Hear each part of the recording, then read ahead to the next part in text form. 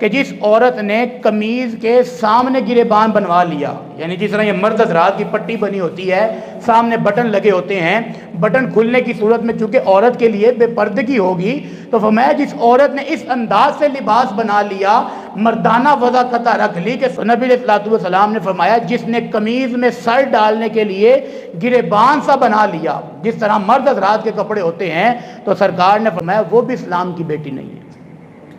آج میں اور آپ اپنے معاشرے میں نظر دوڑائیں، ہاں کتنی اسلام کی بیٹیاں ہیں جو فیشن کے نام پر آج لڑکوں کی طرح کرتے سلوا کر پہننا اپنی جو لیے فیشن سمجھتی ہیں۔ فیشن کے طور پر آج خواتین کے اندر مردانہ وضاقتہ والے لباس پہننا یہ رواج بن چکا ہے، اور اس کو کوئی عیب ہی نہیں سمجھتا، اس کو کوئی گناہ ہی نہیں سمجھتا۔ اور اگر کوئی خاتون ایسا لباس پہن رہی ہے تو سرکار فرما رہے ہیں وہ میری امتی ہی نہیں ہے، وہ میری امت میں سے نہیں ہے۔ تو آج اسلام کی بیٹی ہم تمہیں دعوت فکر دے رہے ہیں، یہ چند خواہشات کے پیش نظر اپنے فیشن کو پورا کرنے کے لیے، زمانے کے اندر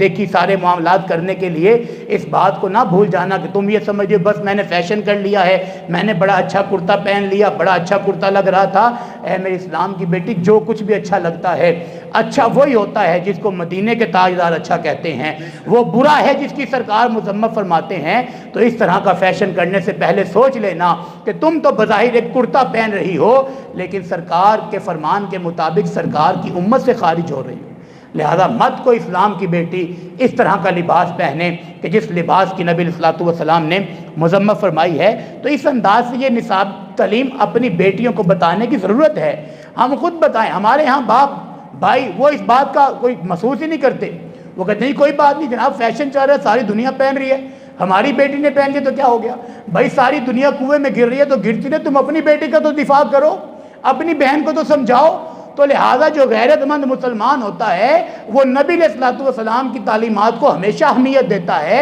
اور سرکار کی تعلیمات کے مطابق عمل کرتا ہے۔ تو لہٰذا ملت کی ماؤں بہنوں بیٹیوں سے یہ ہم گزارش کریں گے کہ خدا را فیشن کی دھلدل میں اتنا مت دھنس جاؤ کہ تمہیں یہ خیال ہی نہ رہے کہ تمہارے عارضی سے فیشن کی بنیاد پر تم نبی علیہ الصلوۃ والسلام کی زبان رسالت سے نکلے ہوئے کلمات کی وجہ سے سرکار کی امت سے خارج ہو رہی ہو۔ ایسا فیشن ہرگز نہیں کرنا، ایسا فیشن دل کے لیے سکون کا باعث نہیں ہوتا، یہ تو جہنم کا انگارہ ہوتا ہے۔ جب سرکار ہی کی امت سے نکل گئے پیچھے بچتا کیا ہے؟